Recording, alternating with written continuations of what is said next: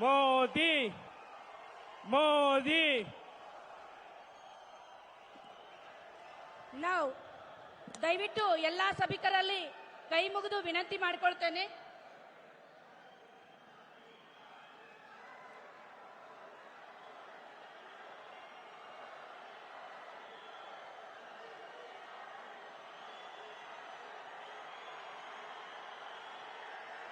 भारत माता की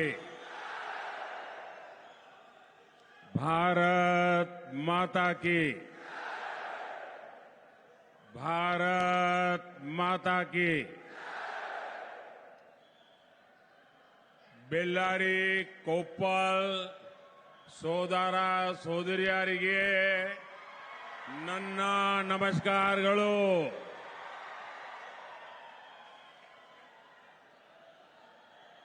मैं आंजनेयाद्रि तीर्थ श्री विरूपाक्ष मंदिर और श्री विजय विठल देवस्थान को श्रद्धा पूर्वक प्रणाम करता हूं. साथियों, बेल्लारी की ये धरती विजयनगर साम्राज्य की समृद्धि की गवाह है.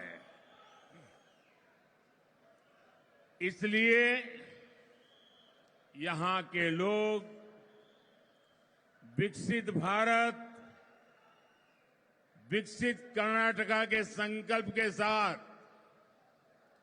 पूरी मजबूती से खड़े हैं. इस चुनाव में मुझे देश के अनेक स्थानों पर जाने का अवसर मिला है. अभूतपूर्व जन समर्थन,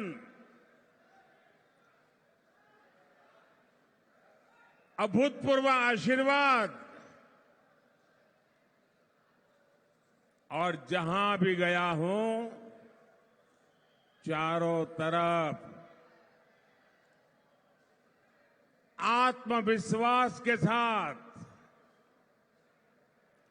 पूरे संकल्प के साथ देश की जनता ने हमें आशीर्वाद देना तय कर दिया है. और पूरा देश एक स्वर से कह रहा है, फिर एक बार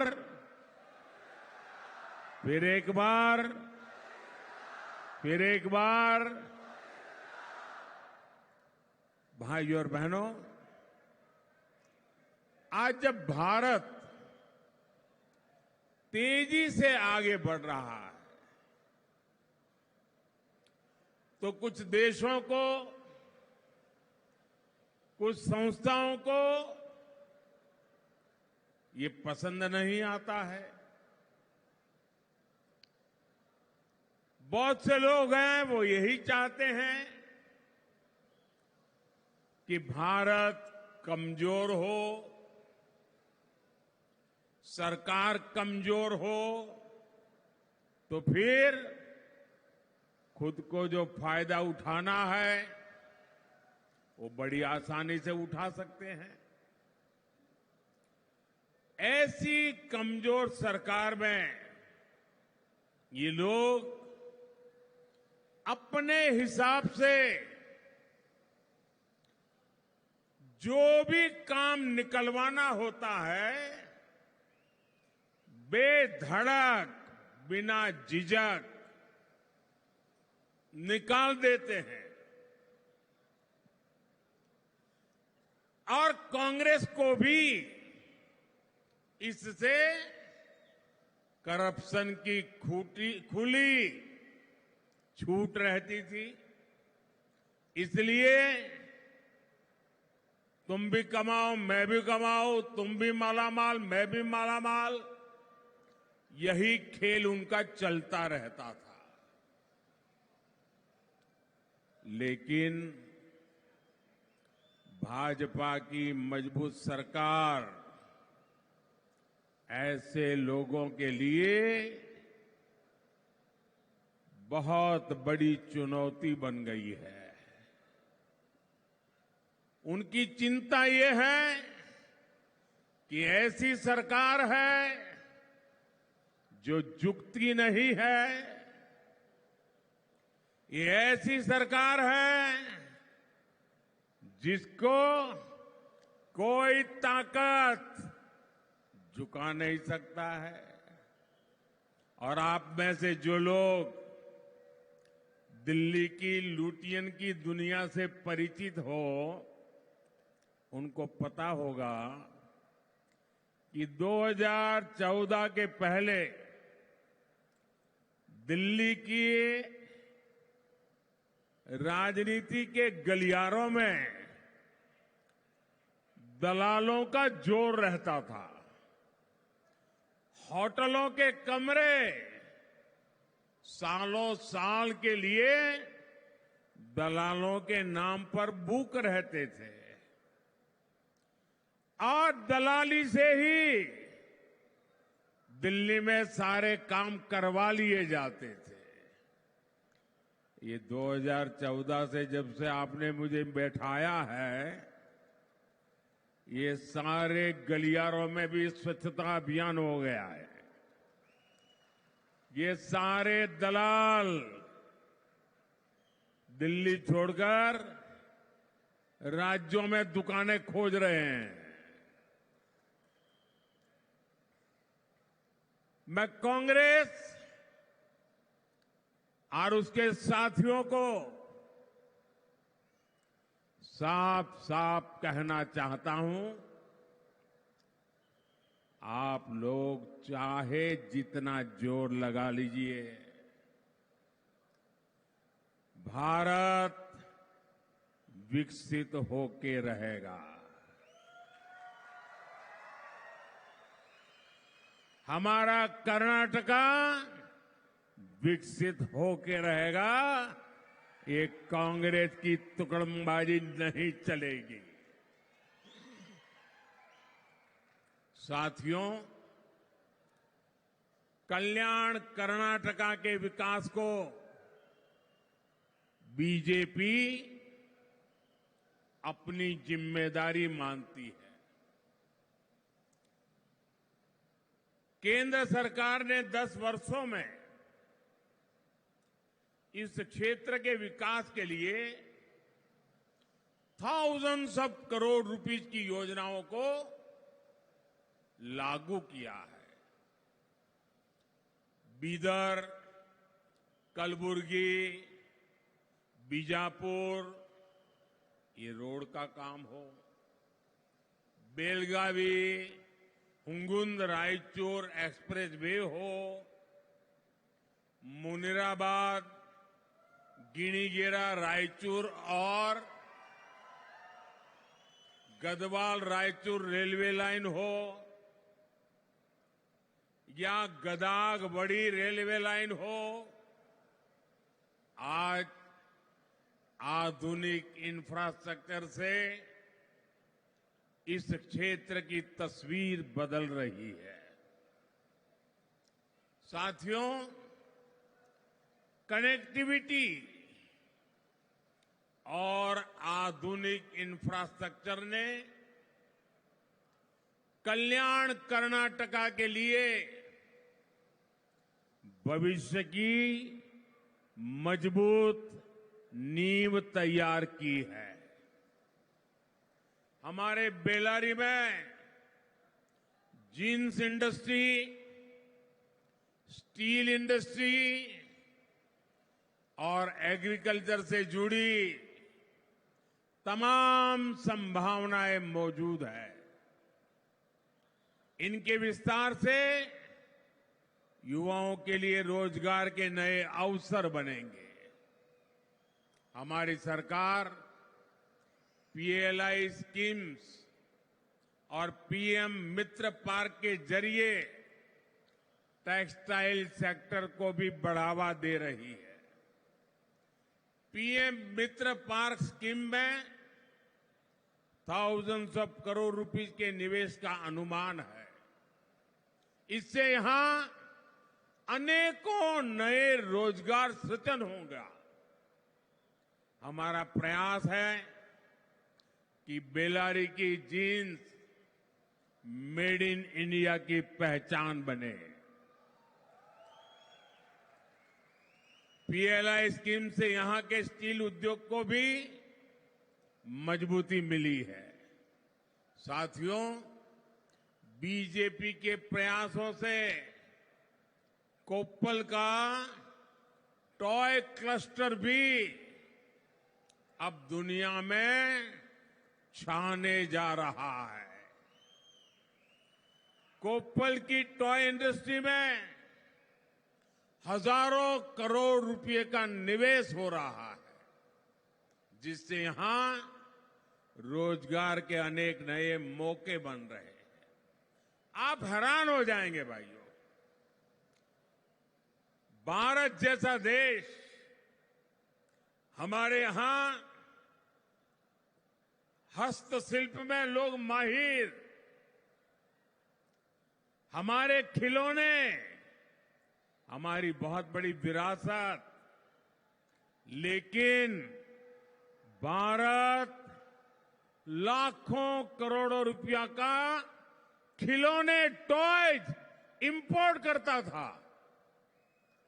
और जब मैंने खिलौने अब इंपोर्ट नहीं होंगे, अब हिंदुस्तान के खिलौने दुनिया में जाएंगे, इसके लिए एक के बाद एक कदम उठाए।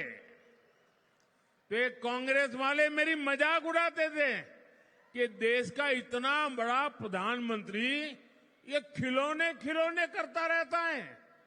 लेकिन आज दुनिया के देशों में भारत के खिलौने एक्सपोर्ट होना शुरू हो गया, और जो इंपोर्ट हो रहा था उसमें बहुत तेजी से गिरावट आ रही है। बीजेपी का वोकल फॉर लोकल का मंत्र यहां के खिलौनों के लिए नया मार्केट बन रहा है, ग्लोबल मार्केट बन रहा है। साथियों, बीजेपी ने कर्नाटका में विकास की फसल लगाई, कांग्रेस उसे तबाह करने के लिए काम कर रही है।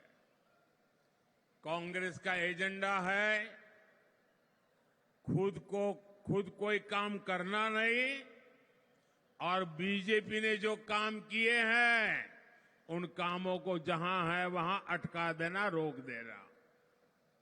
हमने कर्नाटका में इंडस्ट्री को आगे बढ़ाने के लिए काम किया, लेकिन कांग्रेस ने आते ही राज्य में बिजली का संकट पैदा कर दिया था। आप भी जानते हैं कि बिजली नहीं होगी तो इंडस्ट्री अपने आप ठप हो जाएगी। इस संकट का बुरा प्रभाव कर्नाटका की इंडस्ट्रीज पर पड़ा। साथियों, यहां कर्नाटका में एक तरफ किसान पानी की किल्लत से परेशान है, दूसरी तरफ कांग्रेस ने किसानों के हक का पैसा भी मार लिया है। जब कर्नाटका में बीजेपी की सरकार थी तो किसान सम्मान निधि के साथ किसानों को 4,000 रुपीज कर्नाटका गवर्नमेंट की तरफ से एक्स्ट्रा मिलते थे। लेकिन कांग्रेस की सरकार आने के बाद किसानों को मिलने वाली ये मदद बंद कर दी गई। साथियों, कर्नाटका कांग्रेस सरकार ने अपीजमेंट पॉलिटिक्स के आगे घुटने टेक दिए हैं। यहां ऐसे माइंडसेट को बढ़ावा दिया जा रहा है जो कर्नाटका के लिए, देश के लिए खतरनाक है। क्राइम को, टेरर को वोट बैंक के तराजू से नहीं तोला जा सकता, वोट बैंक के नजरिए से नहीं देखा जा सकता। लेकिन कांग्रेस वोट बैंक की अपनी सोच से बाहर निकलने के लिए कुछ भी सीखने को तैयार नहीं है। अब पीएफआई पूरा देश जानता है, बच्चा बच्चा जानता है कि एक खतरनाक संगठन है। इस खतरनाक संगठन ने देश को तबाह करने की बहुत बड़ी साजिश रची हुई है और उसके एक एक कारनामे जब सरकार के सामने आए तो हमने हिम्मत के साथ फैसला कर लिया, जो भी होगा मुकाबला कर लेंगे, लेकिन पीएफआई को हिंदुस्तान में पनपने नहीं देंगे। पीएफआई को अपनी मनमानी नहीं करने देंगे। पीएफआई को निर्दोषों का कत्ल नहीं करने देंगे। पीएफआई को लोगों को शस्त्रों की ट्रेनिंग देने के कुकृत्य से वो नहीं करने देंगे। और इसके लिए मोदी सरकार ने बहुत बड़ी हिम्मत करके पीएफआई पर प्रतिबंध लगा दिया। पीएफआई के जो बड़े बड़े तीसमारखां थे वो आज जेलों में सड़ रहे हैं। लेकिन दुर्भाग्य देखिए, देश के लिए इतनी खतरनाक पीएफआई वो आज कांग्रेस के लिए लाइफलाइन बन गई है। कांग्रेस उनके प्रति हमदर्दी रख करके उनके लोगों से लाभ उठाने की कोशिश कर रही है। कांग्रेस के ऐसे रवैये के कारण बेंगलुरु के कैफे में बम ब्लास्ट करने की हिम्मत हुई।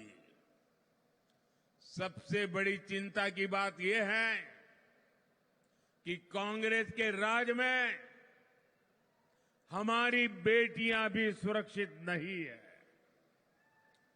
हुबली के कॉलेज में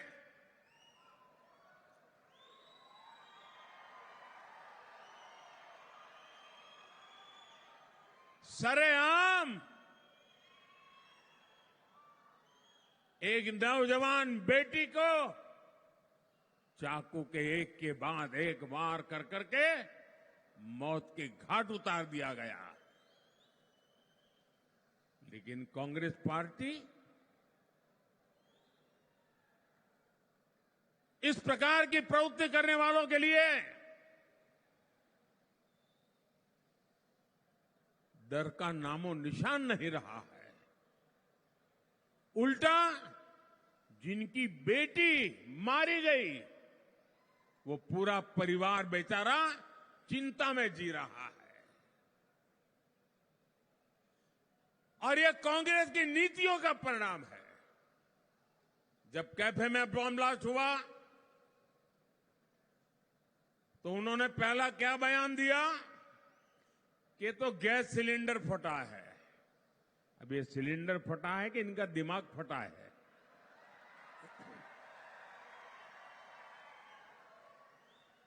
बाद में क्या बयान दिया कि नहीं, गैस सिलेंडर तो नहीं फटा, लेकिन ये बिजनेस राइवलरी थी, इसलिए दूसरे बिजनेस वाले ने कंपटीशन में किया है। और जब एनआईए के पास मामला आया और जब जांच शुरू हुई तो इसके पीछे खतरनाक साजिश ध्यान में आई। बंगाल में जाकर के लोग पकड़े गए। क्या मेरे भाइयों बहनों, क्या कर्नाटका को बम बंदूक के साए में जीने के लिए मजबूर करना हमें मंजूर है क्या? ये बम धमाके हमें मंजूर है क्या? और सोई हुई सरकार हमें मंजूर है क्या?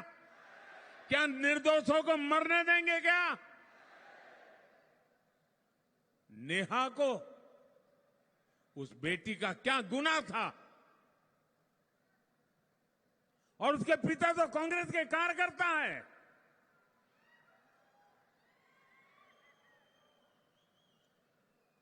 फिर भी कांग्रेस पार्टी और कांग्रेस की सरकार, साथियों, ऐसी सरकार, वोट बैंक की भूखी सरकार आपकी रक्षा नहीं कर सकती है।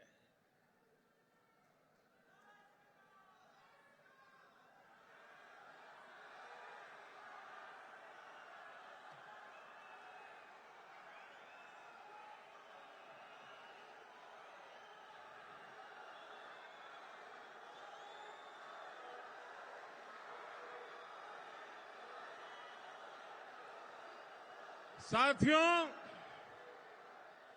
मैं आपसे आशीर्वाद मांगने आया हूं। आज मैं आपसे कुछ मांगने आया हूं। मेरे लिए नहीं, देश की नेहा जैसी करोड़ों बेटियों की जीवन की रक्षा के लिए आया हूं।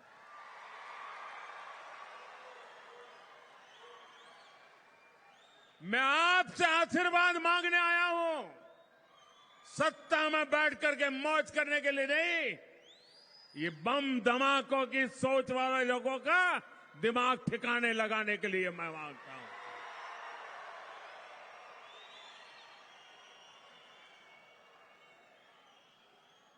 जरा 2014 के पहले के दिन याद कीजिए। 2014 के पहले का समय याद कीजिए। आए दिन बम धमाके होते थे कि नहीं होते थे? बेंगलुरु में बम धमाके होते थे कि नहीं होते थे? मंगलुरु में बम धमाके होते थे कि नहीं होते थे? कोयम्बतूर में बम धमाके होते थे कि नहीं होते थे? अयोध्या में बम धमाके होते थे कि नहीं होते थे? दिल्ली में उनकी नाक के नीचे बम धमाके होते थे कि नहीं होते थे?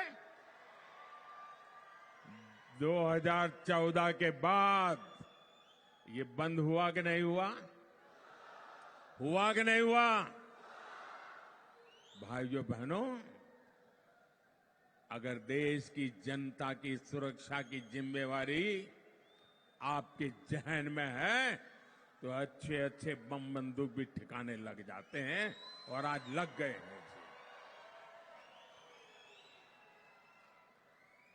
और मेरे साथियों, ये मोदी है,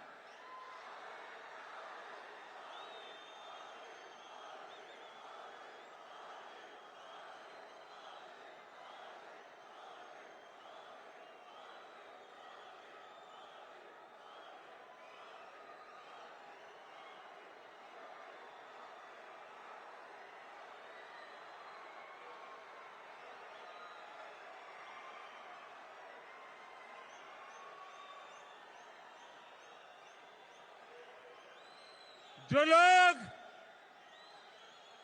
जो पड़ोस में से आतंकवाद एक्सपोर्ट करते थे,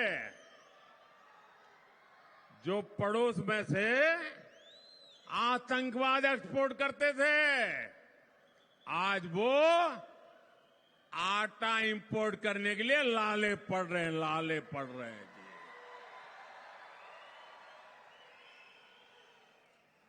एक जमाना था,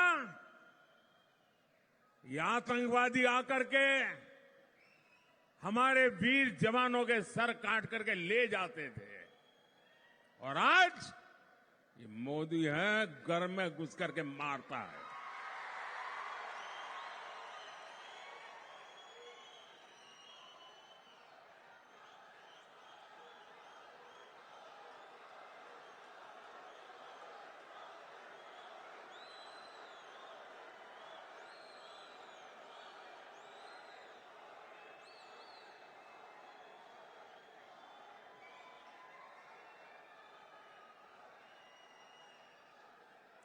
साथियों, मैं आपसे सवाल पूछना चाहता हूं, ये बम धमाकों वालों के बुरे दिन आए किसके कारण? किसके कारण? ये बम धमाके बंद हुए किसके कारण? ये आतंकवादी कांपने लगे किसके कारण? ये आतंकवादी भागने लगे किसके कारण? आपका जवाब गलत है। ये मोदी के कारण नहीं। ये जो परिवर्तन आया है वो आपके वोट की ताकत से आया है।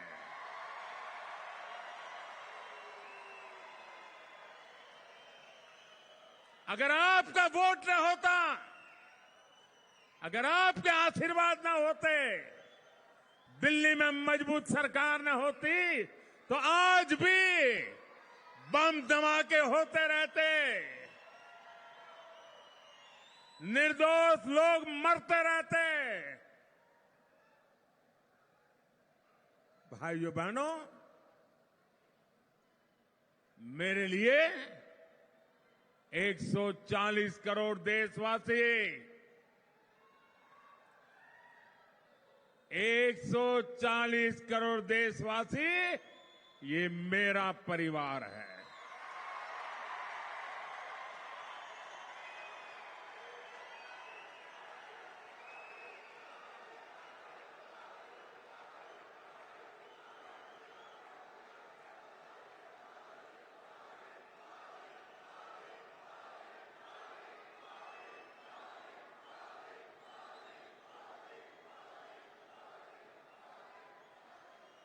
मैं बिना रुके, बिना थके दिन रात दौड़ता हूं सिर्फ और सिर्फ 140 करोड़ मेरे परिवारजनों के लिए।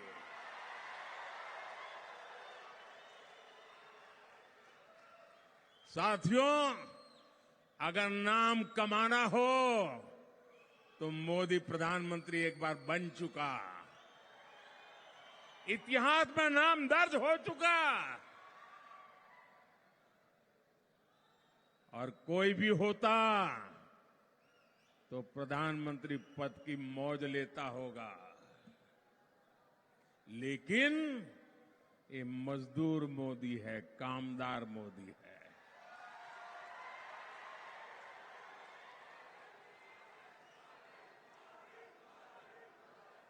जीवन की आखिरी सांस तक सिर्फ और सिर्फ आपके लिए जीऊंगा।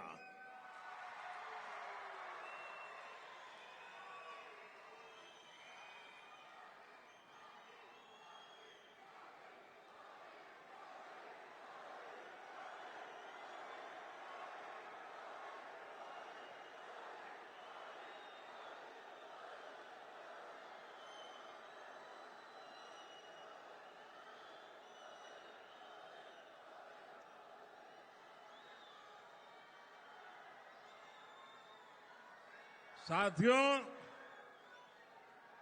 ये आपका जो प्यार है ना,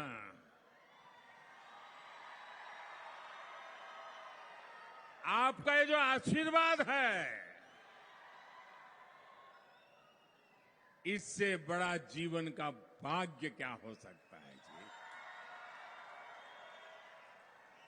ये पद और प्रतिष्ठा इस प्यार के आगे कुछ नहीं है।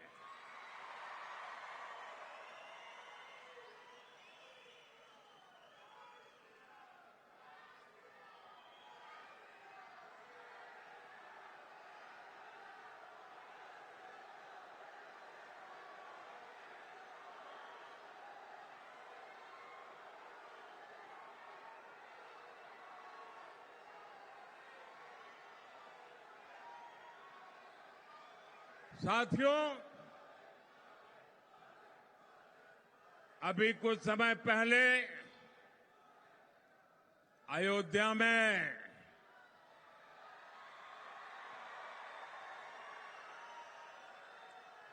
500 साल के बाद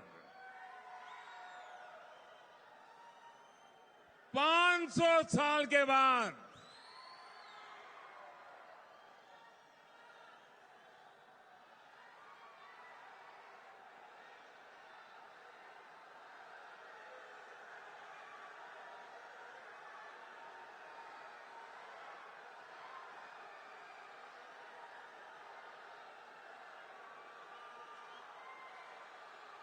500 साल में कितनी पीढ़ियां बीत गई।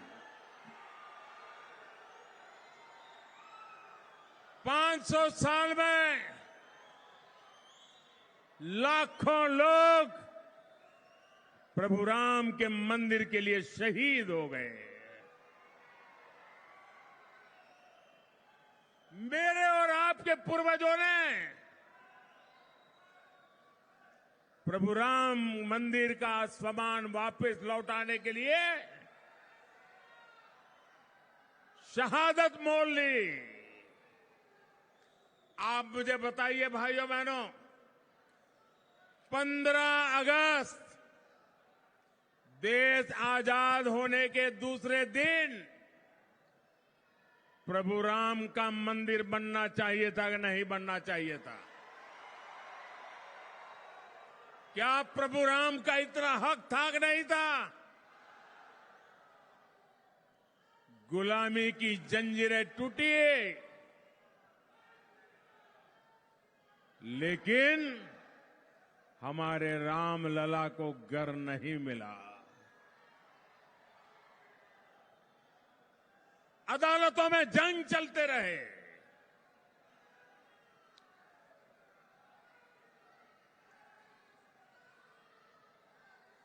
आप मुझे बताइए, 500 साल के बाद जो सपना हमारे पूर्वजों ने संजोया था, जो सपना आपने संजोया था, वो सपना आपकी आंखों के सामने पूरा हुआ कि नहीं हुआ? आपकी इच्छा पूरी हुई कि नहीं हुई? आपको गर्व हुआ कि नहीं हुआ?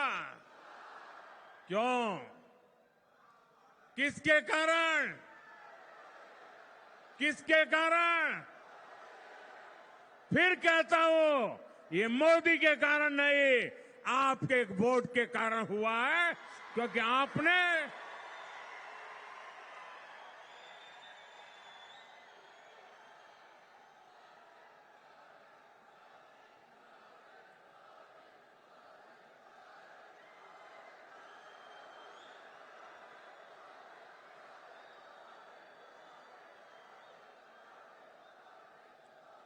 आपके मन में जो भी अभी राम मंदिर दर्शन नहीं करने के, आपके मन में इच्छा है कि नहीं राम मंदिर के दर्शन करने की?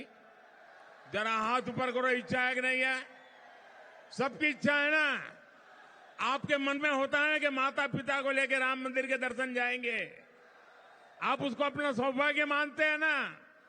आप इसको अपना गर्व मानते हैं ना? लेकिन देखिए, जब प्रभु राम के मंदिर की प्राण प्रतिष्ठा हो रही थी और राम मंदिर ट्रस्ट वाले ये कांग्रेस के नेताओं के घर गए, ये इंडी अलायंस के उनके लोगों के घर गए, उनको जाकर के निमंत्रण दिया कि प्रभु राम लला की प्राण प्रतिष्ठा का शुभ अवसर है, आप आइए। इन्होंने क्या किया? राम लला के मंदिर की प्राण प्रतिष्ठा के इस पवित्र कार्यक्रम का पवित्र निमंत्रण इन्होंने ठुकरा दिया। आप मुझे बताइए, जिन्होंने राम लला के निमंत्रण को ठुकरा दिया, उनको आप ठुकराएंगे कि नहीं ठुकराएंगे? ठुकराना चाहिए कि नहीं ठुकराना चाहिए? भाइयों बहनों, ये प्रभु श्री राम का तो अपमान है ही है। 500 साल के संघर्ष का अपमान है। 500 साल की लक्षावधि लोगों की शहादत का अपमान है।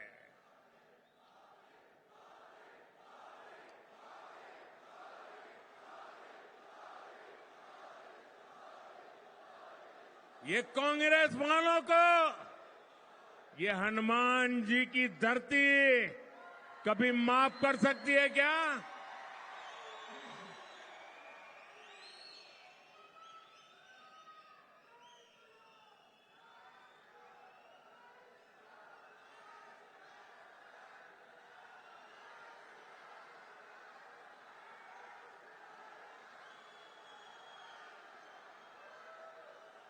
और साथियों, इतना बड़ा देश, मुझे जरा बताइए, इतना बड़ा देश, कोई डरपोक नेता इतने बड़े देश को चला सकता है क्या?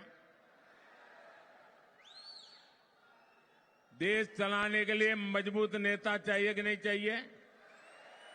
ये कैसे लोग हैं?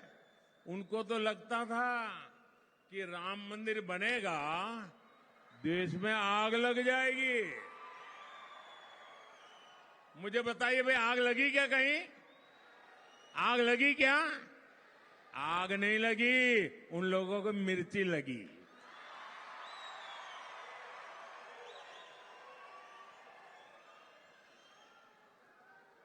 $370, ये लोग 370 कोई ऐसी जादुई चिराग है जैसे बड़े सोने के डिब्बे में ऐसे रोज पूजा पाठ में रखे हुए बैठे थे और देश को डरा रहे थे। 370 को हाथ लगाया तो देश टूट जाएगा, खून की नदियां बहेगी, ऐसा कहते थे कि नहीं कहते थे? 370 हटा कि नहीं हटा? हटा कि नहीं हटा? कश्मीर में शान से तिरंगा फहर रहा है कि नहीं फहर रहा है? साथियों, मुझे याद है, मैं 91-92 में कन्याकुमारी से तिरंगा झंडा लेकर के निकला था। श्रीनगर के लाल चौक में तिरंगा झंडा फहराना था। उस समय श्रीनगर के लाल चौक में तिरंगे झंडे को जलाया जाता था। तिरंगे झंडे को जूतों तले उसको घसीटा जाता था, रौंद दिया जाता था। और मुझे याद है, यहां रायचूर के लोग होंगे तो उनको मैं बताना चाहता हूं, ये करीब 30-35 साल पहले की बात है।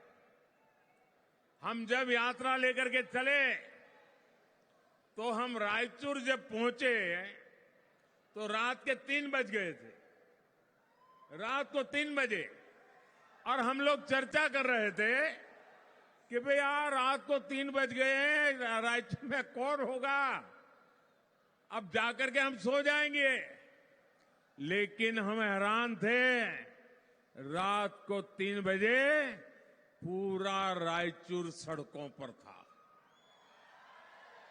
और मैंने आज से 35 साल पहले रायचूर के लोगों का जो प्यार देखा था ना, जो उत्साह देखा था, जो ताकत मिली थी, जब प्रधानमंत्री बना तो 370 हटा के रहा।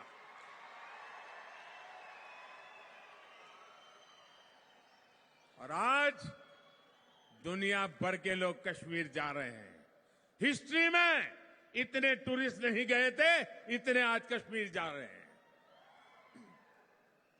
और ये कांग्रेस वाले संविधान के नाम पर रोटियां सेकने निकले, SC/ST के नाम पर रोटियां सेकने निकले। इन्होंने बाबा साहब आंबेडकर के संविधान को कश्मीर की धरती पर लागू नहीं होने दिया था। कश्मीर का संविधान अलग था। बाबा साहब आंबेडकर का इससे बड़ा अपमान क्या हो सकता है? भारत के संविधान का इससे बड़ा अपमान क्या हो सकता है? SC/ST कम्युनिटी को जम्मू कश्मीर में आरक्षण 70 साल तक नहीं मिला। 370 ने अटका के रखा था, संविधान वहां घुस नहीं सकता था।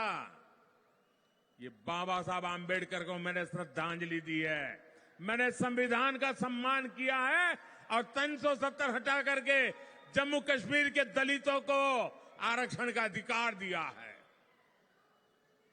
भाइयों बहनों, कांग्रेस हमेशा SC/ST, OBC और महिला विरोधी रही है।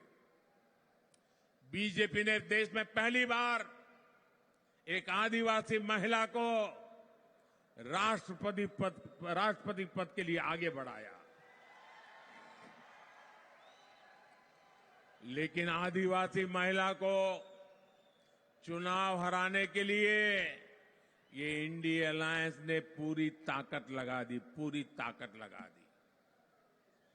और इसके पहले 2014 में जब हम जीत के आए और हमें जब पहली बार राष्ट्रपति के चुनाव के लिए जीतने की संभावना लगी, तो हमने एक दलित मां के बेटे रामनाथ कोविंद को राष्ट्रपति पद के लिए हमने उम्मीदवार बनाया। उसको हराने के लिए पीछे लग गए लोग। यानी दलित राष्ट्रपति बने, ये कांग्रेस को मंजूर नहीं। महिला राष्ट्रपति बने, आदिवासी महिला राष्ट्रपति बने, उसका भी विरोध। कांग्रेस देश के संविधान की कभी परवाह नहीं करती। कांग्रेस सरकार ने बाबा साहब आंबेडकर के संविधान के खिलाफ जाकर ओबीसी आरक्षण में लूट चलाई है, ओबीसी आरक्षण में सेंधमारी की है। कांग्रेस ने ओबीसी आरक्षण को धर्म के नाम पर बांट दिया है। अब यही आरक्षण विरोधी एजेंडा ये पूरे देश में लागू करना चाहते हैं। साथियों, कांग्रेस का भ्रष्टाचारी पंजा अब आपकी संपत्ति हड़पना चाहता है।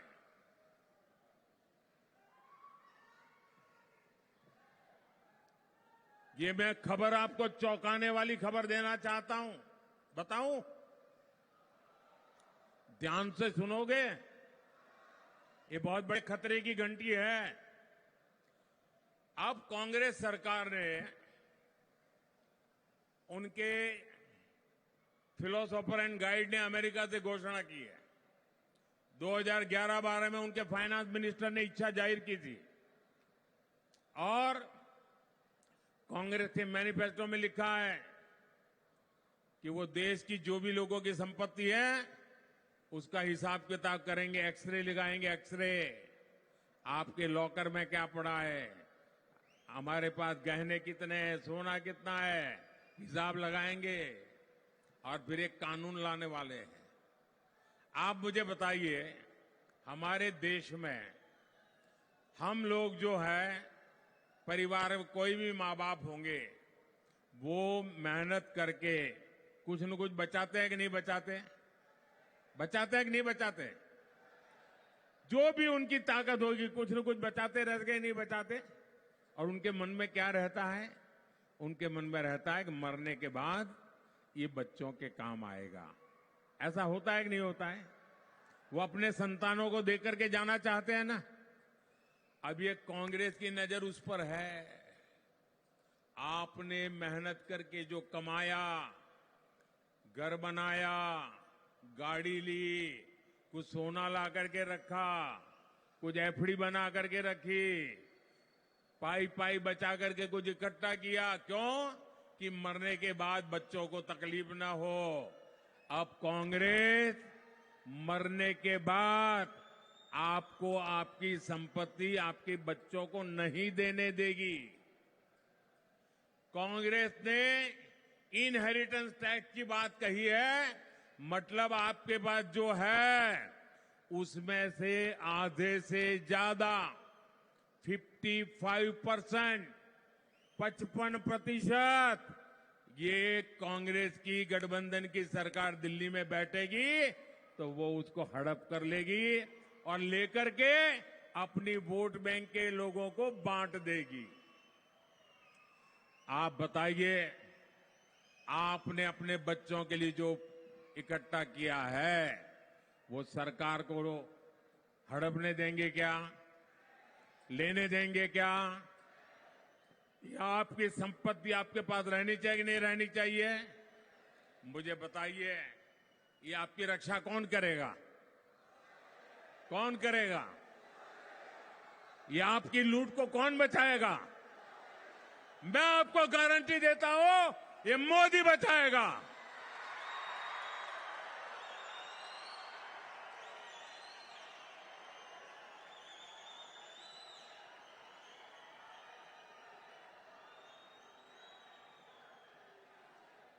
और इसलिए मोदी अपने लिए नहीं, आपके लिए आपसे आशीर्वाद मांगने आया है। ये भ्रष्टाचारी देश के संसाधनों के बाद अब देशवासियों की पर्सनल प्रॉपर्टी तक हड़पना चाहते हैं। साथियों, बेलारी और बीजेपी का तो विकास और विश्वास का रिश्ता रहा है। बेलारी ने बीजेपी का विकास भी देखा है, विश्वास भी देखा है और कांग्रेस का विश्वासघात भी देखा है। हम सबकी लोकप्रिय नेता स्वर्गीय सुषमा स्वराज ने यहां से चुनाव लड़ा था। उन्होंने बेलारी से कांग्रेस के परिवारवाद को चुनौती दी थी। हार के बावजूद सुषमा जी लगातार बेलारी के साथ अपना नाता जोड़ के रखा। बेलारी के सुख दुख के साथ वो हमेशा जुड़ी रही। बहन सुषमा जी बाद में भी बेलारी आती थी, यहां के लोगों से मिलती थी, लेकिन कांग्रेस की मुखिया मैडम जिन्हें बेलारी ने चुनाव जितवाया, उन्होंने कभी बेलारी की परवाह नहीं की। भाइयों बहनों, आपके साथ दगा किया, धोखा किया आपके साथ। अब तो हाल ये है, कांग्रेस के नेताओं का, मैंने पार्लियामेंट में कहा था, इस चुनाव में ये कांग्रेस के नेता चुनाव लड़ने की हिम्मत नहीं करेंगे। तो ये हंस रहे थे। मैंने कहा आपके बड़े बड़े नेता लोकसभा का चुनाव से भाग जाएंगे और राज्यसभा में घुस जाएंगे, और ऐसा ही हुआ। जिस सीट पर ये लोग अपना खानदानी हक समझते थे, उसे भी छोड़ करके भागना पड़ा इनको। साथियों, झूठ बोलना, अफवाह फैलाना, धोखा देना, ये कांग्रेस का ट्रैक रिकॉर्ड है। कांग्रेस की फर्स्ट फैमिली कई पीढ़ियों से गरीबी हटाओ का नारा देती आई।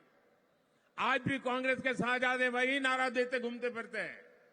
इसी तरह कांग्रेस के साहजादे ने बेलारी की जींस इंडस्ट्री को सरकार बनने के 1 महीने के भीतर पैकेज देने का वादा किया था। वादा किया था कि नहीं किया था? अभी फिर साहजादे यहां आए, फिर से वही झूठा वादा दोहरा करके चले गए। साथियों, 7 मई को आपका एक एक वोट कांग्रेस के गलत मंसूबों को कामयाब होने से रोकेगा। अब जेडीएस भी हमारे साथ है और हमारा अलायंस किसानों और युवाओं के लिए काम करेगा। आपका वोट भारत के विकास अभियान को ताकत देगा। यहां बेलारी से मेरे बहुत पुराने साथी बी श्री रामुलु जी और कोपल से बसवराज क्यावातर को आप विजयी बनाइए, और आप जब कमल के निशान पर बटन दबाएंगे ना, आप जब कमल के निशान पर बटन दबाएंगे 7 मई को, तो आपका वोट सीधा सीधा मोदी को जाएगा। मोदी को मजबूती मिलेगी, और मोदी का मजबूत होना मतलब आपके सपनों को साकार करना। मोदी का मजबूत होना मतलब मेरा भारत, मेरा परिवार। मेरा आपसे अनुरोध है, इन्हें बड़ी जीत दिलाने के लिए गर्मी कितनी ही क्यों न हो, अधिक से अधिक मतदान करेंगे। मतदान के पुराने रिकॉर्ड तोड़ेंगे। आपका एक वोट मोदी को मजबूत करेगा, और मजबूत मोदी सुरक्षित भारत की गारंटी है। मजबूत मोदी विकसित भारत की गारंटी है। मजबूत मोदी विकसित कर्नाटका की गारंटी है। अच्छा, मेरा एक काम करोगे? मेरा एक पर्सनल काम करोगे? ऐसा नहीं, सब बताऊंगा तो बोलूंगा।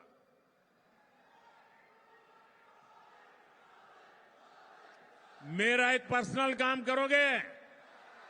पक्का करोगे? अच्छा, एक काम करो, अपना मोबाइल फोन बाहर निकाल के उसकी फ्लैश लाइट चालू करो। पहले अपने मोबाइल की फ्लैश लाइट चालू करो। सबके सब मोबाइल की फ्लैश लाइट चालू करिए। सबके सबकी मोबाइल की फ्लैश लाइट चालू हो। अच्छा, मेरी बात सुनिए। मेरा एक काम करना है, मैं बताऊं। भारत माता की, मेरा काम सुनिए। मेरा एक काम, मेरा पर्सनल काम है, करोगे? मेरा पर्सनल काम करोगे? आप ज्यादा से ज्यादा परिवार में जाइए, लोगों से मिलिए और उनको बताइए अपने मोदी जी अपने बेल्लारी क्षेत्र में आए थे और मोदी जी ने आपको प्रणाम भेजा है। मेरा प्रणाम पहुंचा देंगे, घर घर मेरा प्रणाम पहुंचा देंगे, हर परिवार को मेरा प्रणाम पहुंचा देंगे। बोलिए भारत माता की, भारत माता की, भारत माता की। बहुत बहुत धन्यवाद।